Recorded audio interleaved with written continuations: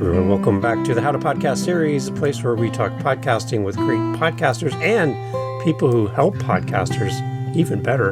And Dennis is on the podcast today. We're going to be talking about what he does to help podcasters. He has an amazing team. He works and serves a great community of people who want to start a podcast, who want to have a team to help them with their show. And once you go through Dennis' website, you'll see what I'm talking about. This team is amazing, and what they can do for people is just outstanding. So Dennis is here to share his background and his thoughts around podcasting, and again, to support what he does. We love to shine a light on him and his amazing team. As my guest co-host today, Dennis, welcome to the How to Podcast series. Glad to have you here. Thank you very much for having me. You talked about my team, and yeah, I mean, anybody who's going to accomplish anything is going to have a great team behind them. And I've been very fortunate to have some great people who are also bought into the vision of what we're doing. It's great. So we'll go over all your website and everything. It's a stellar website, by the way.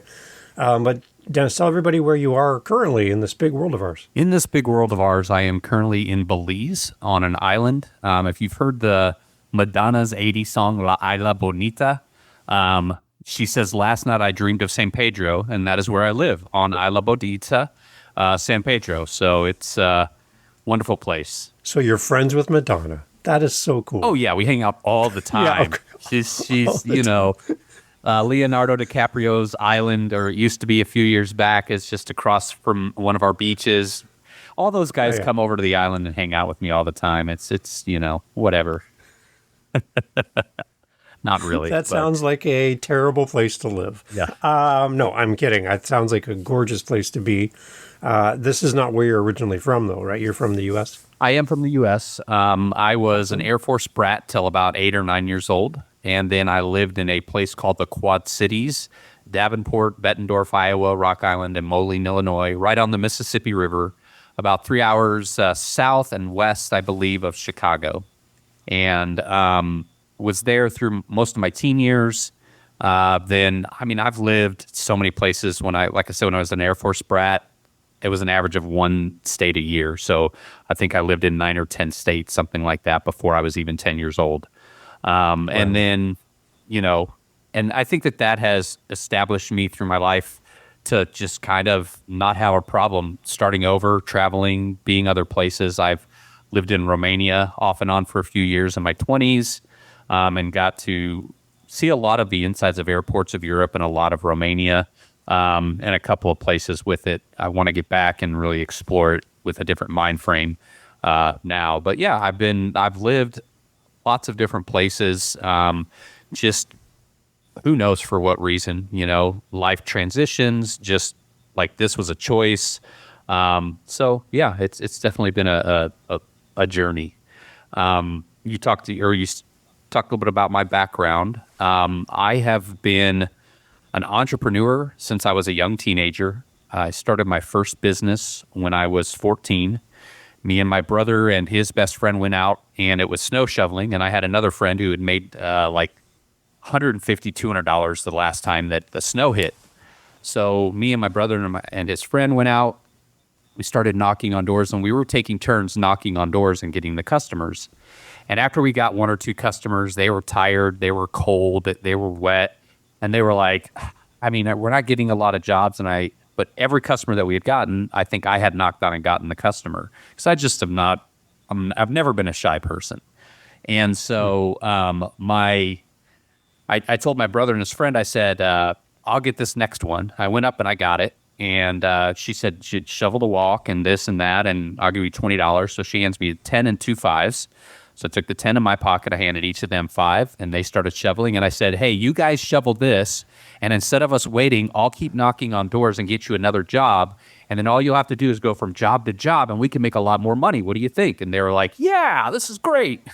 So that's how I became an entrepreneur. That turned into me doing snow shoveling, paper routes, and lawn mowing jobs, but I never did them. I always just sold the job and then gave them to other kids that were my brother's friends or neighbors or whatever. And I controlled the paper routes, the snow shoveling. Maybe I was a mafia boss, not an entrepreneur. I don't know. But that kind of started me on my entrepreneurial journey at like 19 years old, 18, 19, I started selling advertising over the phone. By the time I was 21, I started, again, my own company. That's what allowed me to, in my early to mid 20s, live off and on in Romania. I used to run my business from a telephone, like a dial telephone line, phone cards, and dial-up internet. So that I was one of the first I don't know if I was one of the first remote workers, but, I was doing what is now considered to be a common thing 20-something years ago. That brought me into working with white-collar professionals. I just enjoyed selling to them more. And my specialty has been primarily attorneys now for about 20 years. And I've sold other categories of businesses, but that's kind of what I'm known for. What I enjoy the most is working with attorneys, for sure. I like the math going back to that doorstep, that $20 being a 10 and 2 5s. And I like how you split that up, by the way. It was just natural. I was a born businessman naturally. Yeah. That's good math, by the way. I want to highlight that. You paid yourself first. I like that. Yeah. Yeah, good. Well, I think you've carried that through with what you do today. You can see seeds of something being planted and growing over time, and you look back, right? And you can see how all those things connected led you to what you do today. So tell everybody what you do today. The legalpodcastnetwork.com is a website, but tell us what you do now for the legal community in podcasting. So, yeah, absolutely. This was really born out of, I had a previous company and I had a business partner. He did fulfillment and I ran the sales side. And one of the things I started hearing probably about 2 years ago was attorneys asking us, oh, well, do you do podcasts? And so I went to my partner and he was like, well, let's think about it. And then he ended up launching an answering service. He thought that was and I was like, that's fine. Do what you want to do. I kind of kept this idea in my back pocket. And then right at a year ago, now I guess it's been a year and 2 weeks, December 1st last year, he was just like, hey, I'm going to exercise the right to buy you out. He bought me out. Unfortunately, the buyout was based on what he was doing when I started, which was under $1 million, not what he was doing when I left, which was over $5 million. And so it was one of those things where I was like, okay, what do I do? I always keep a notebook of business ideas. And I'm of the belief that you could take everything away from me today, give me an internet connection and a laptop, and in 3 months I'll be back in the same place. Wow. So I started in December, kind of laying the groundwork. And then January 1st, I had somebody contact me and he said, hey, you don't know this because I'm on the fulfillment side, but there's me and 6 or 7 other people that have worked directly for your clients with your partner. And as soon as we heard you were gone, I quit, started my own company, and I want to be your fulfillment guy. So right off the bat in January, I had a team of 7. Very fortunate. Oh. I also had 3 or 4 other people that were on my sales team that were like, hey, if you're gone, I'm gone. So I had people put in place. I had a wedding, so it was kind of more establishment. And then we really went to market in May. We already are at almost 80 clients. And what we do is essentially just turnkey from beginning to end. I've worked with small business owners, whether it's in the medical, I still have dentists and chiropractors and physical therapists that will contact me about my product and say, can you do this for me? Sure, absolutely. But just knowing the legal field the way that I know it, I wanted to start there.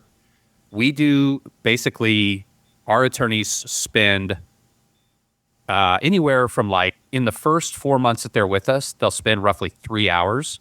And during that time, if they spend 3 hours, they'll have a monthly podcast, 10 shorts, 2 to 3 pages of content. Plus we post all their shorts. We place all their content. It's a very turnkey operation where I'm essentially listening to what my clients want, providing it, and doing it in a way as if it all appears as it's from them. And so that's what we do, beginning to end. It's a 4-month, what we call show cycle. And they could do a monthly show, a twice-a-month show, or a weekly show 4 times a month. And so if they're doing weekly, they got to give us 2 hours a month. If they're doing, once a month, then they meet with us 2 hours every 4 months. So it's just one of those things. What availability do they have? And what we're trying to do is more and more. I would like to eventually get it to where my package is the entry level we're posting for them on every social media outlet once a day.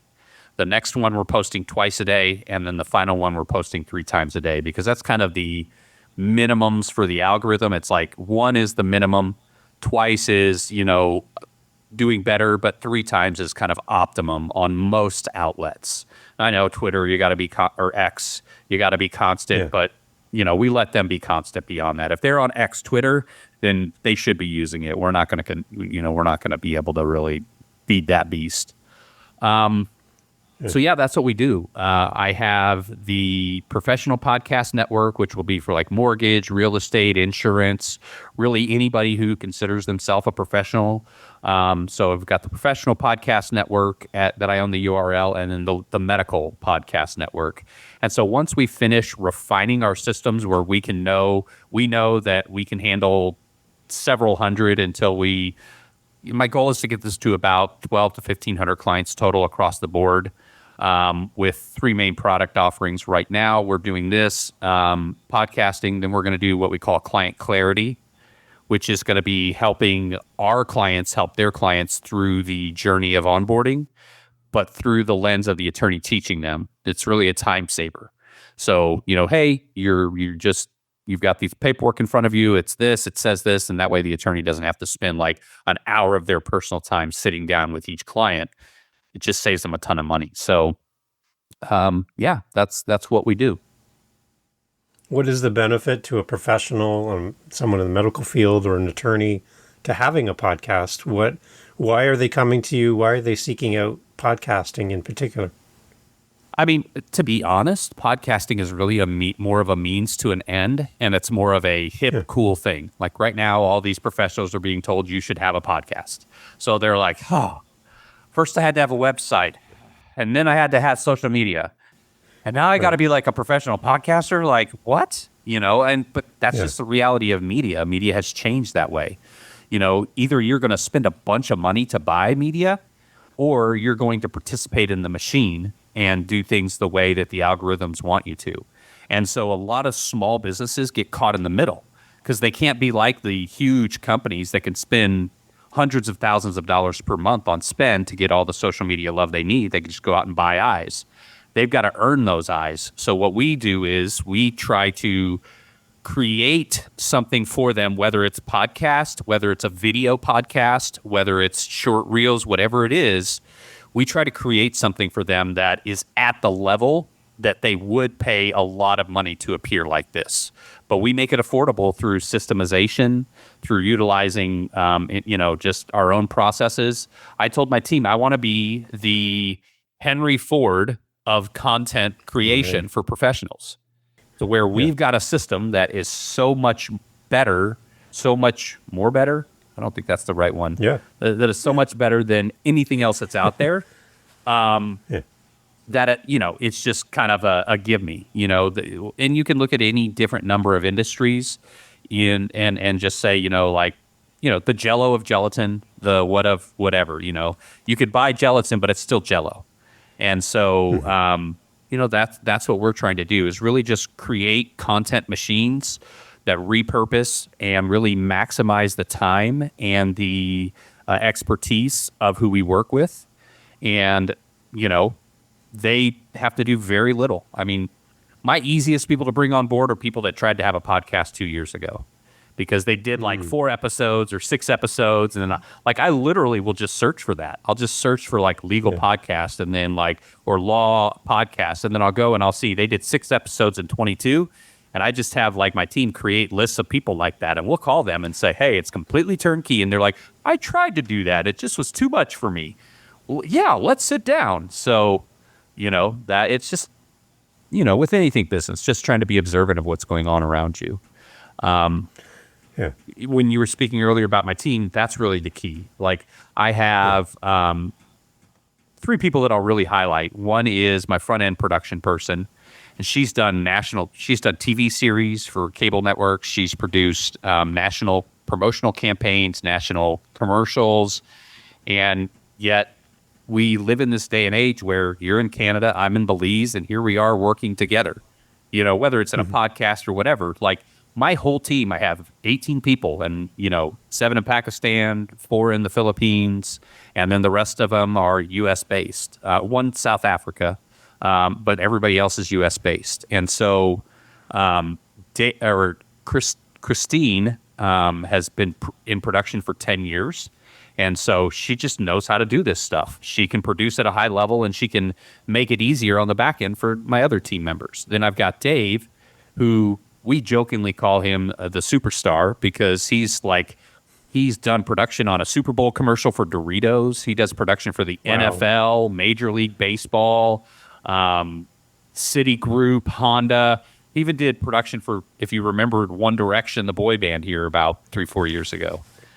Come on. Yeah. So and he just, he loves working with me. He's you can't get to the level he's at without, and really all my team, communication, responsiveness, buying into the vision, because we grew so fast that we kind of started tripping over ourselves, and I had to stop and just circle back. But because I put people on retainers and things like that, made it easier, and I had to stop and circle back, and we had to draw out our process from the moment they signed the contract to the moment that the show's out there and the marketing is out there.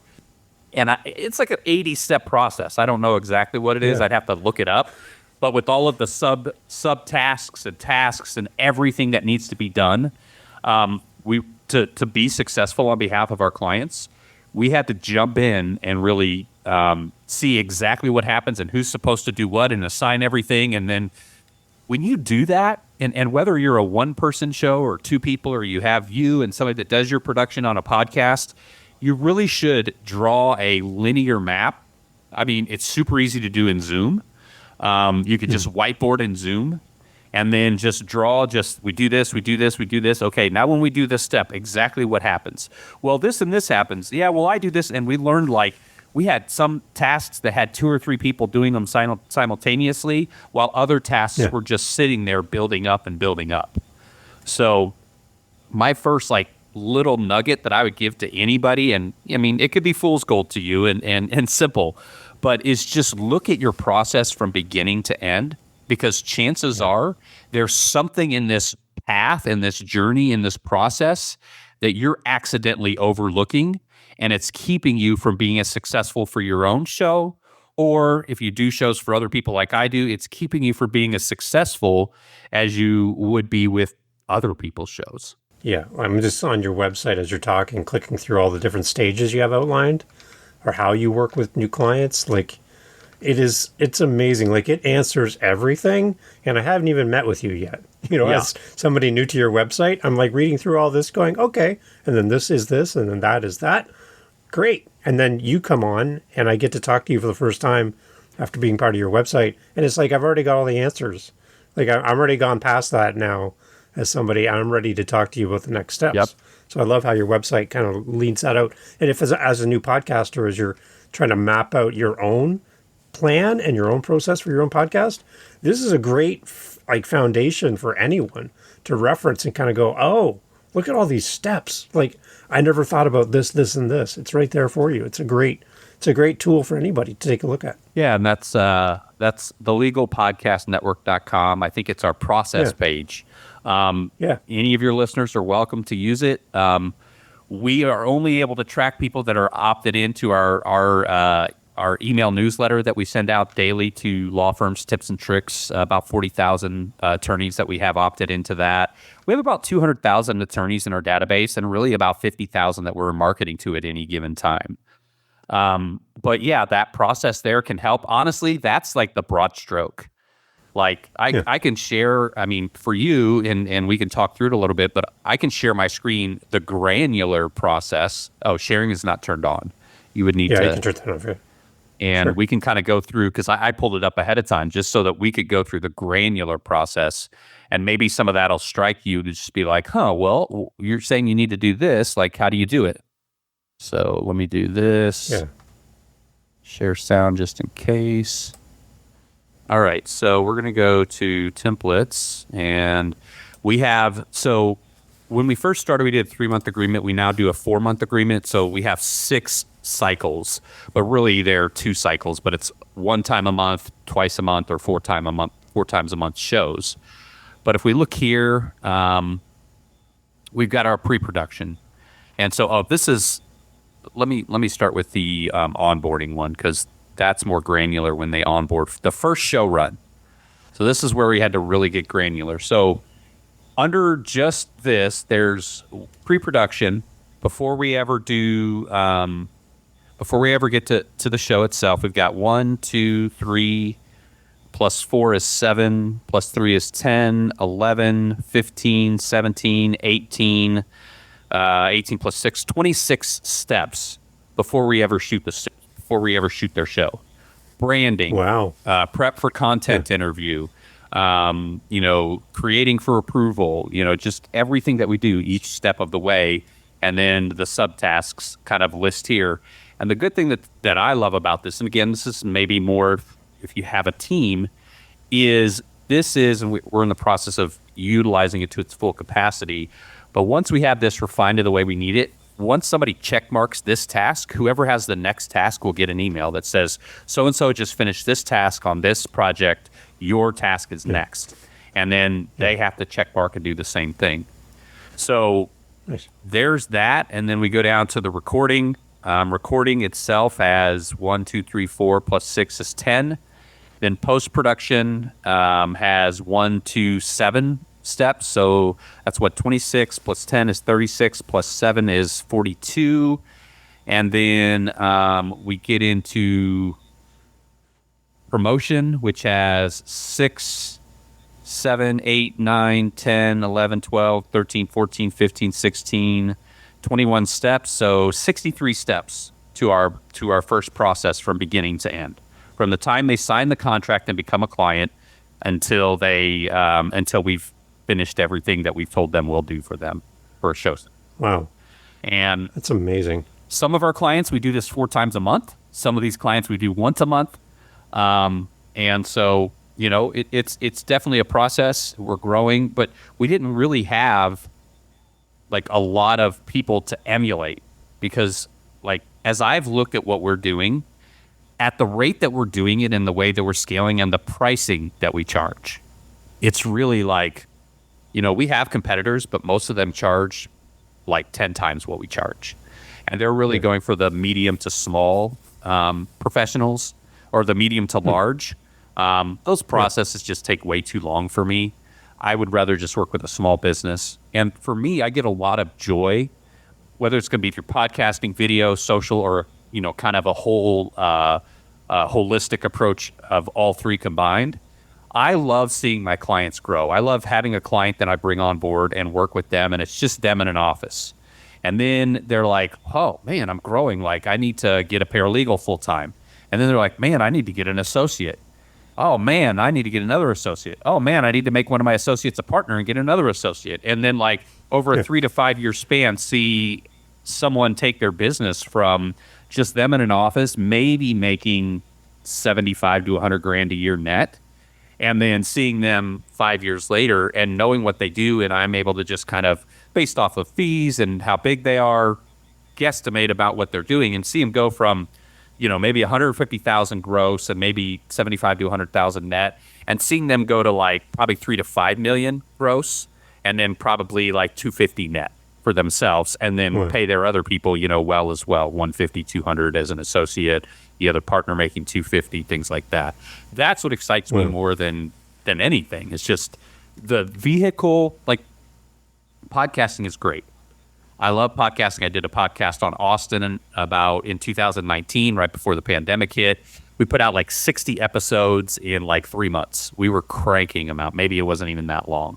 And with that one, I had like 4 camera crew, 2 audio people, a production on set. Like, we did things on site around Austin. We interviewed like musicians, entrepreneurs, chefs. We had a great time with it. I love podcasting, but we have to be in the marketing world agnostic when it comes to our preferences. It's like, I don't like TikTok. Like, TikTok does not do it for me at all. I tried to open up a Twitter account probably 15 times. Or X, or now it's like Blue Sky is the old Twitter from the same guy who started Twitter, blah, blah, blah. whatever it is, if that's what's working and that's what's driving and that's what's creating traction, then you have to be willing to use that outlet to the best of your ability. If I cared, and probably I should care because I've been looking at, Blue Sky. Why would I be on Blue Sky right now? Because right now they're going to give love. They're going to give, the algorithm is going to be very open to new people. And so if that is the avenue that grows, I need to be positioned to understand the language and the culture. I teach my team this thing called digital languages. Find people's digital languages. And everybody speaks different digital languages. Now, some people, it's like, as Americans, we're so I know English, and if you don't know English, you're obviously not as smart as me. But when you spend a lot of time around this planet, you learn that most other people in other countries know 2, 3, 4 languages. And so they might be remedial with their English, but that's because they're polished in two languages and know another 2 okay, and English is like their 5th language down the line. And so with digital languages, it's kind of the same way.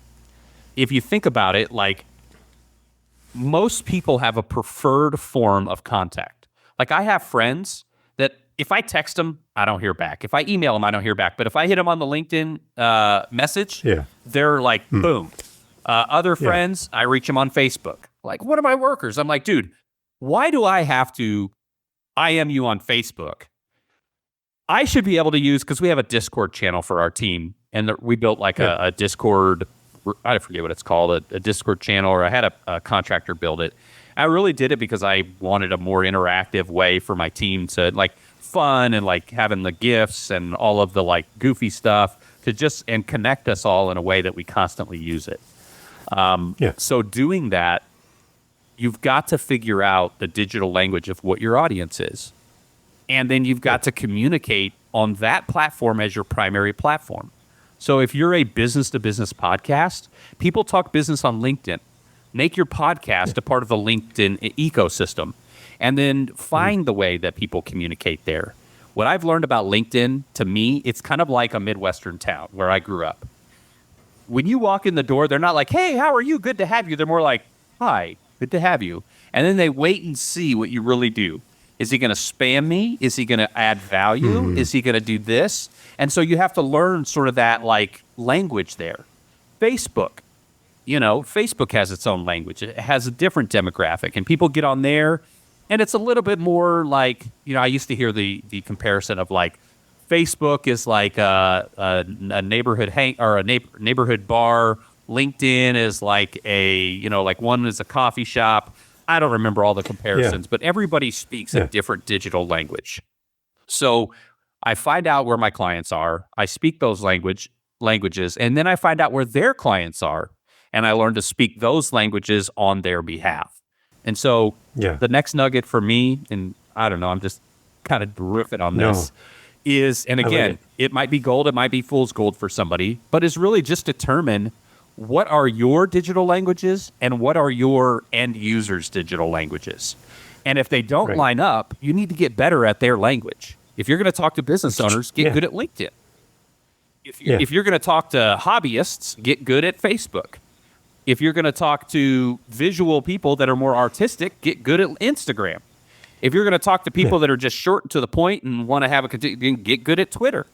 So it's really about finding that digital language, and then either learning how to be good at all of them and speak several of them, but your ones that you're the best at. And so that's how we grow. That's how we grow our clients. That's how we are growing. That's how we grow our following. It's just, not just taking and being good at one, but being good at all and learning the languages of each. Yeah, and it's a translation that you're offering as well, right? If somebody's not really well-versed in one of those platforms, but their community is, their target audience is, then you're going to be helping them translate their message from how they would speak to how their audience would receive that message. So you have to have somebody in between who has that kind of expertise.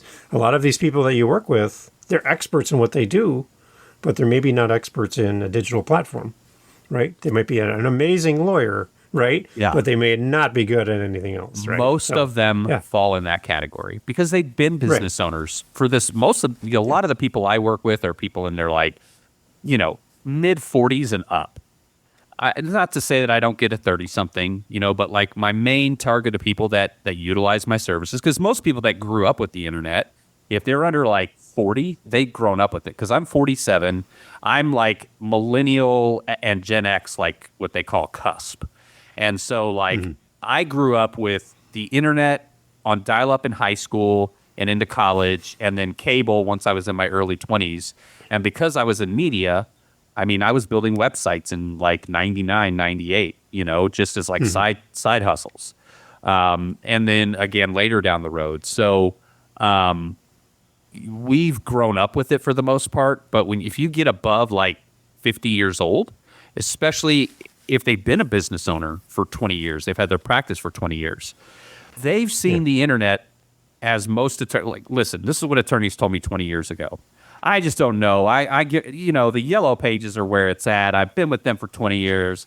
And then when they finally accepted they needed a website and SEO on top of it continuously, then it was like, yeah, this social media stuff, I don't know. That's just for kids and blah, blah, blah. And it's like everything has had the same cycle. The internet, the social media outlets, every single one has had the exact same cycle every time. And so podcasting is, and so my audience is it's that thing where they're like, oh, people are listening to these podcast things that I thought was stupid 3 years ago, and people told me I should be doing it. Well, I better do it before it's too late. And now there's just like this mass exodus towards it. And I also think because if podcasting right now for media purposes, it offers a way to invest and know that you're not investing for naught. For example, SEO, I would not start SEO right now until I found out, like if I was starting from scratch, until I found out how this AI thing is going to shake out, because there's going to be AEO, AI engine optimization. They're already talking about it. They're already preaching it. Some marketers are getting ahead of it. And so with these AI search engines, there's ways to show up there as well.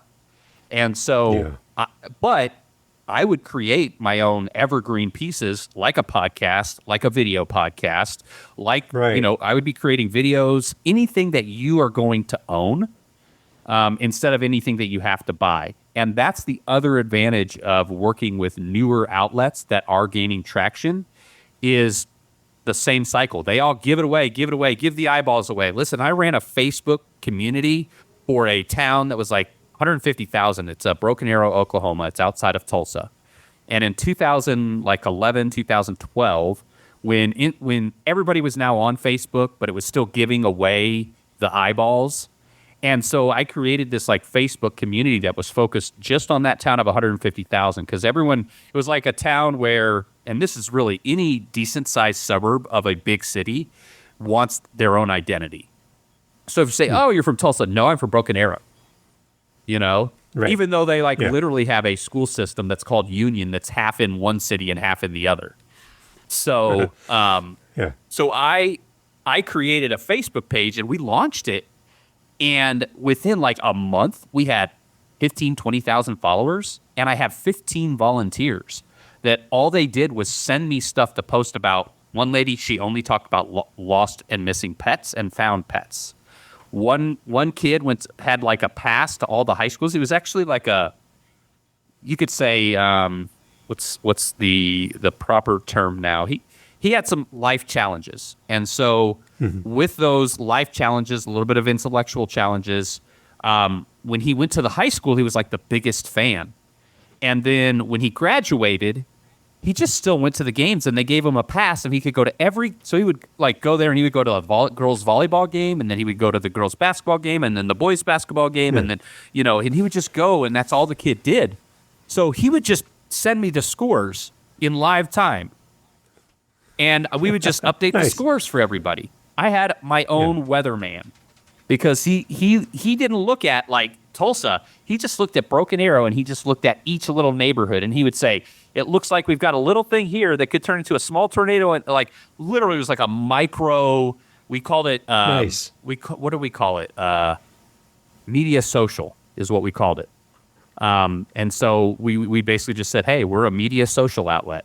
What does that mean? That means we're like a newspaper or a TV outlet. We just run in real time. And so an accident happened. It was on our page within 5 minutes. Anything that happened in that town, it was there. And so those were heydays. Anybody that's been in media or used media to grow can talk about that. The thing is that still is happening. It's just that the next thing is blue sky. The next thing is AI and like ChatGPT and things like that. So instead of waiting until everybody's doing it and utilizing it, the early movers are the ones that see the biggest success with it. The ones willing to waste time, if you will. And create the content which feeds all of the results that come back. That's the one thing I think we could all be spending time on. And again, working with a team like yours is going to help with that. The other thing I love too is the idea that as you explain how you did that Facebook group and being so hyper local focused, that's another element of podcasting that I think that people don't lean into. They're thinking globally all the time and I'm going to reach everyone everywhere. But there's actually a distinct advantage of being so focused on your local community, your city, your state, absolutely, where you can be really hyper and focused on that and be satisfied with that's the audience you're trying to reach. Everyone's available. It's available to everybody, but I'm speaking to this group of people in this specific area. I think that's something that a lot of podcasters don't leverage as much. So for your clients, are they hyper-focused locally? Absolutely. Is that kind of where you're leading them? We do it based off of the counties that they primarily work in. We work a lot with consumer attorneys, although this product has surprised me because people that I've never typically worked with in the past because of whatever reason, because I focused probably on small local focused practices, but I'm getting like attorneys that like all they do is work with large employers who have their own insurance they help them like legally set up in-house insurance for their people. And then they also work with like the big insurance agencies and make sure that they're covered. And so like that is their only client. And we're doing a podcast on that. And you know what I mean? And it's just like, hey, like there are people who love this stuff. And, it riches and niches. I used to say the smaller the internet gets, the bigger it will be. And I think that, that's the same thing. The smaller that your client base gets, the bigger your company can be. I didn't just say, hey, I'm the professional podcast network. I said, I'm the legal. I work with lawyers. And I go to them and I say, hey, I've worked with lawyers for 20 years. Tracy, who is our director of content, and she's stepping up to basically run my whole fulfillment division. Tracy has worked with attorneys for 10 years, interviewing them, well over 1,000 attorneys, specifically for content purposes. So I just show them who my people are and our background and our expertise and how we can step in and help them. And attorneys are just like, yeah, this is great. Now, what are we going to do when we go over? We're going to say, hey, I've worked with professional white-collar professionals for most of my career.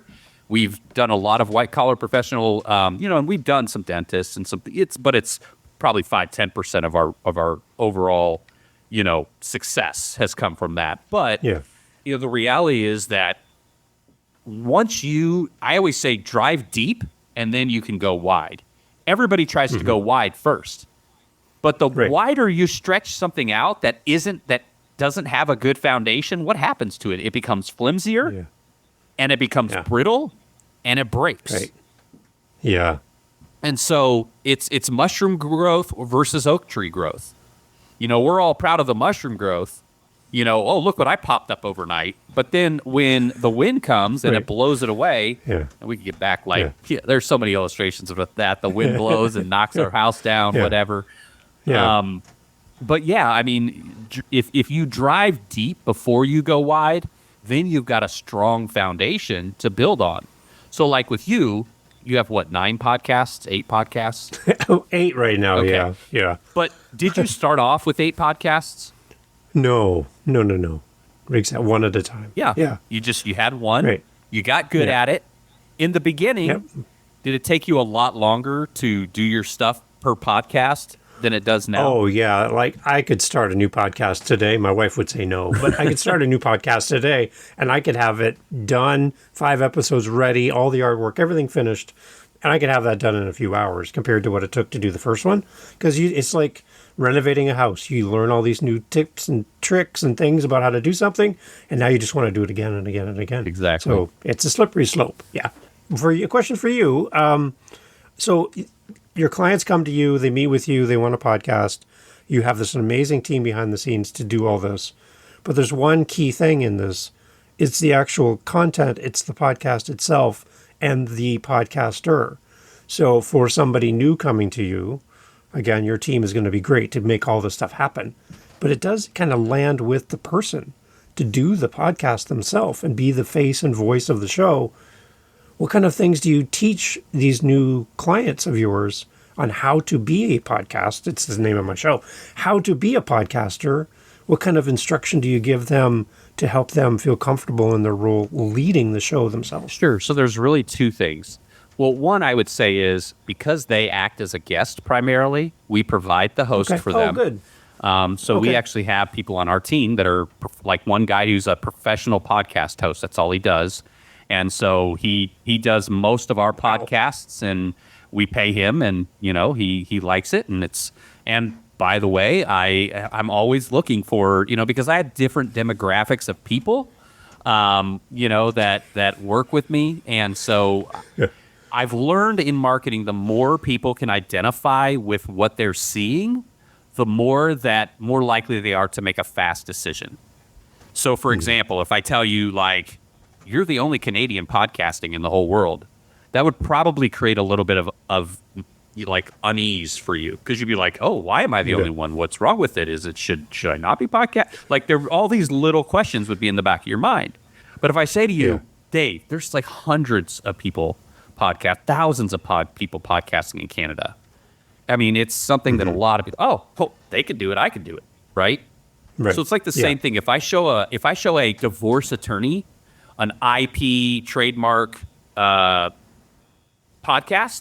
they're going to go, well, that's great for that kind of business because it's like more involved, but I'm a divorce attorney. People don't listen to podcasts for divorces. And so when I show them example 1 of another divorce attorney podcasting, example 2 of another attorney podcasting. And usually I'll show them different elements of like, this is one who has proper lighting. So you ask me, what do we need to podcast? So this is what I teach the people. There's something I teach them in the beginning, and we do an onboarding, and then something that we do continuously. So first of all, stay in your wheelhouse or be willing to study. Right. So I spent 20 years in the ministry capacity. I was a youth pastor, I was a missionary, I was a pastor, I was an evangelist. And sure, I could get up and just like talk for an hour straight and have organized thoughts and illustrations in my mind as I go. But the art of information to me is making it to where people actually can digest it. If it's not digestible, I always used to say this: if you're not learning, then I'm not teaching, right? And so, so you have to like our attorneys, one of the things we tell them is like, don't speak as if you're talking to other attorneys, speak as if you're talking to a client. I know this is about authority and expertise, but no one feels like you're smarter because you made them feel stupid. Like it's like the greatest communication skill is taking complex things and making them seem simple, easy, and digestible. So that's one thing I tell them. I'm like, just think about your answers ahead of time. How do you answer your clients when you want to make sure that they get it? The other, so I teach them the four pillars, and this is really because we put them all on camera, is their sound. Obviously, you got to have great sound. Whether it be just a simple mic or more of a expensive setup, whatever. But you've got to sound good, especially if you're going to put people are going to have this in their car or whatever. So sound, which would be their microphone, their camera for us. We want them to have HD. Nothing happens above HD on the internet, and on like I shot a bunch of shows in 4K like in 2019. and it would like take a day and a half to upload them. Like we're nowhere near Right. until we get these new quad 4 processors that Apple just announced. I think it was Apple that just announced these new processors that essentially can like break the most complicated code, like password codes, in minutes. Like that used to take like 10 to the 25th power years. They're able to do stuff in minutes what used to take 10 to the 25th power years. So whatever that ends up being, it's like a Googleplex or it's quintillion. I don't know what it is, but whatever it is, I think 10 with 20 zeros is 10 with, is that Google? Is that a Googleplex? You remember? Maybe. Yeah. Maybe that's a question people can write in for you. You know, respond in the comments and get a free download. Please. Yeah. But so, you know, until we get to that point, so I tell them HD camera is fine. Try not to use a laptop as your camera because you're really bound up by your angles unless you have some things to kind of prop up the laptop and move it up and down, because otherwise it's going to be just not a great angle for you. And then the other thing is, so sound, lighting, which is super important for video, and then background. Pay attention to your background. We can build like digital fake backgrounds, but if we do, they need to be properly lit. So lighting is at least, you know. The other thing I teach them is, and this is just like the biggest tip I've ever, I don't know where I got it. I always tell people I don't claim anything because I read so much. And like, I used to be like, I have a quote that says, and it's like, so anything you've heard on here, if you read it somewhere else, I'll be like, guy, he made it sound like he was so smart. He just read it from this place, you know, but maybe they copied off me. Do you ever think about that before you criticize me? Maybe. Could happen. But let me get back. I was in a flow, and then I rabbit trailed myself. I know what it is. It's if you are in the habit of using filler words, like, if you could get into the very simple habit of just pausing a half second instead of using it into the word. So I always tell the attorneys this. So instead of saying, I think that, you want to say, I think that, because we can cut that out and make you sound much better. So I think that's one of the biggest things that I tell my attorneys. But for the most part, all we're really trying to do is give a vehicle for their expertise. We find out, like, we do what we call show tone. Are they more serious? Are they more laid back? Are they formal? Are they somebody that likes to riff and like have a conversation with the host? Or are they just kind of somebody who can ramble on like me? You know, what do they need to look as good as possible? And then once we've determined that tone, I think, are we up against it? Let's wrap up in a few minutes. Yeah. Okay. Yeah, I have something at the top of the hour. But once we've determined the tone, then we can kind of use that to kind of help the attorney along. We try to play into stuff that they already talk about all the time. You know, we send them the questions ahead of time so they can prep. And we tell people, here's what I tell my clients. I say, we do guardrails with collaborative opportunities. So in other words, we have a set way we do everything here, but we like, some attorneys will say, well, what if I want to be the host? Sure. We don't have to put the host in there. If you want to host and ask questions, go ahead. We have no problem with that. Well, what if I want to have a guest on and it's not just me? Not a problem. We can, if they're in another location, we can bring them into the show. If you want to sit them next to you, we have a couple of shows where it's two partners, one where the two of them sit at a table and share a microphone, one where the two of them sit in two different offices and kind of counterpoint it. So, you know, just guardrails with collaboration. You know, make it as easy as possible for whoever you're working with. Remove all friction points. That's what I tell my team. If you notice that, you know, your show doesn't have a great flow to it and you don't send out questions, then send out questions ahead of time. If you notice that, you know, the people that are coming on the show are just like, I'll have to get back to you on that. Like, you know, then give them prep time. Maybe what you're talking about is not something that always stays top of mind with the people that do it and listen, you know, and can speak to it in a good way. So, you know, guardrails with collaboration is what I try to provide for my clients or anybody that I work with. And so it could be as easy as them just showing up and talking for 20 minutes at a time and answering 7 to 10 questions from a host, or it could be as complicated as them submitting the questions and or them creating and getting a guest and creating, like, we'll even create the questions for the guest if we know ahead of time. So it's just like, I always tell them, you could be involved as much or as little as you want in this. You can literally do your onboarding, take your questions, read through them, and then just sit during the podcast and talk. Or you could bring on people and prep, or you could be a host and prep and prepare. It's all up to you. Some people I've done go out and spend like $1,000 on podcasting lights and microphone and camera, and some people are just like, can I make this work with my iPhone? Sure. It's your show. Yeah. Some of my people, they like sit back and they have a ratty t-shirt. Like, I have this one guy, he's like my perfect illustration. He's a bankruptcy attorney. I won't say where he is because I serve a few of them.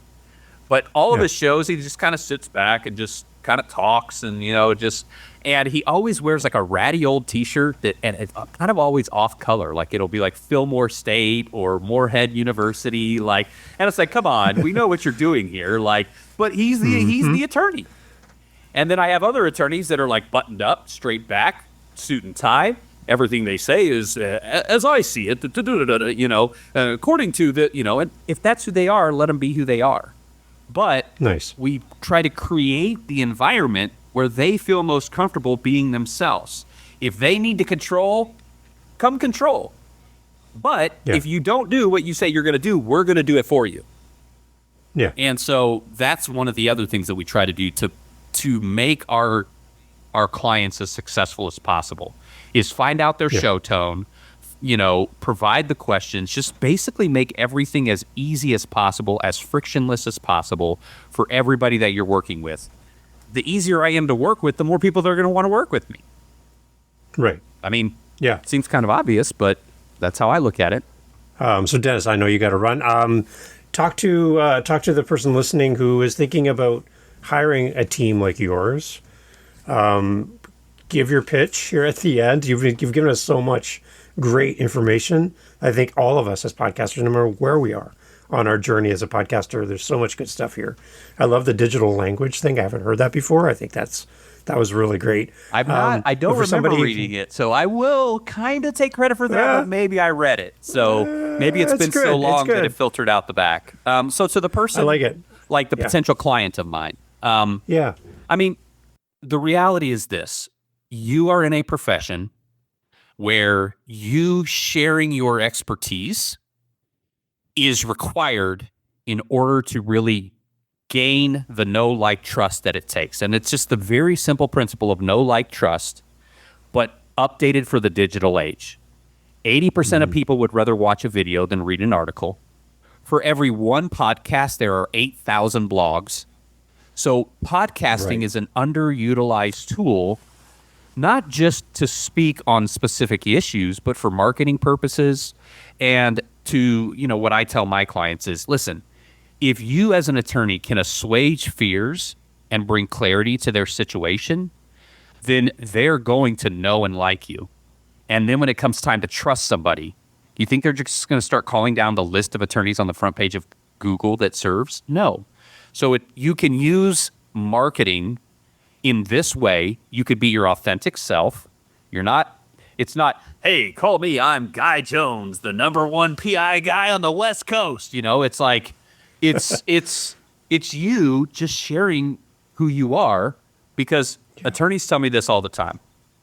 They say, if I can get somebody to sit down in front of me, I convert 80 to 90%. I'm not going to do a woman's voice because I do the woman's voice all the time, but that could be a woman talking as well without that tonality. And so I'm like, my thought is, then we use this outlet to recreate that scenario digitally so that now you have a better chance. And then we only speak to their clients and their case types if they want. Because each, it's broad. Like if I talk to an injury attorney, we ask him, like, do you want soft tissue, dog bites, slip and falls, kind of the lower tier stuff? Or are you holding out for stuff that's, a little higher end, bone breakage, blah, blah, blah. Some will say, bring me everything. I want to speak to everything. And some will say, no, like I want traumatic brain injury. I want, wrongful death. I want stuff that's going to, I want to just hit grand slams, not just get on base. I want to be the home run hit, the designated hitter that hits grand slams. And so I think we can hit it off on that. I love it. Awesome. The website again, where do we connect with you again, Dennis? It is thelegalpodcastnetwork.com. Very simple. Go there, check us out. He bragged about the team. Check out the team. I think the guy at the top, just ignore him. But people below that, they do a great job, and our processes as well. And then, thelegalpodcastnetwork.com. Awesome. Everyone go check it out. It's amazing. Like I said, there's a lot of great resources. You can kind of be a fly on the wall and see what Dennis and his amazing team is doing. And you can learn as well. And Dennis, you have so much great stuff here to share with us.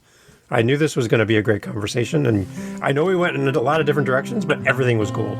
So thank you so much for doing this, Dennis. Thanks, Dave. Good working with you, buddy. Hey, thanks for listening to the podcast all the way through to the end. I love having these great guest co-hosts on the show to share their podcasts with you. You have some homework to do. And what I'm asking of you is to go check out our featured guest co-host today. Go over and listen to their podcasts. The links are always in the show notes. And I'd love for you to go and give them your love and support. And I think if we can all do that for each other, podcasting will be a lot more fun for all of us. So it's time to do what you've asked others to do for you. It's time to do for this guest co-host.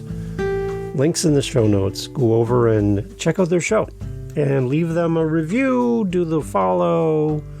Go listen to their episodes in full, the entirety of an episode, which again shows to the apps that it's a good podcast because you're going there and you're staying to the end. It's probably one of the best ways you can help a podcaster grow their audience and be shown to more people is by simply going and listening wherever you listen to the very end, like you're doing right now here. This is the perfect way to signal to wherever you're listening on, this is a podcast worth promoting. And all of the apps want you to stay on as long as possible. So go over and listen to our guest co-host episode and leave them some feedback.